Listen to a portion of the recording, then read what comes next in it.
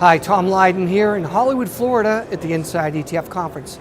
And I'm here with Lance Humphrey, portfolio manager at USAA Asset Management. Great seeing you, Lance. Great to be here, Tom. Another great conference. Yeah. Smart beta is what a lot of people are talking about, factor investing. Is all smart beta created equal? Well, no, when we look at the products in the market today, there's really a lot of things for advisors to choose from, and really we think it's important to have a good framework in evaluating products. So if we think back to the active management days, we looked at what people called the 4 Ps, people, process, philosophy, and performance, and that was the general framework to evaluate an active manager.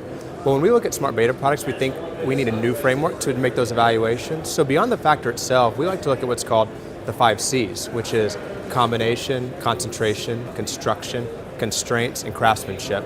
And real quick on those, really on the combination, it's top down or bottom up. Are we doing one factor separately? Are we combining them at a composite level? Right. Concentration is how many stocks are we putting in the portfolio? Are we taking the top 10%, top 20%? These things can make a difference. If we look at construction, we think one of the most important is how do you weight the securities in the portfolio? Sure. Do you do market cap weighting, equal weighting, risk weighting?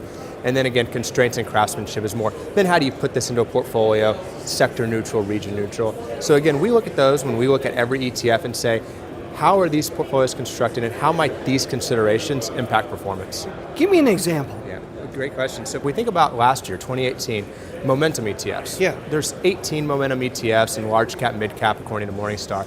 And if we look at those, we say, well, momentum had a great year in 2018, according to the academic literature.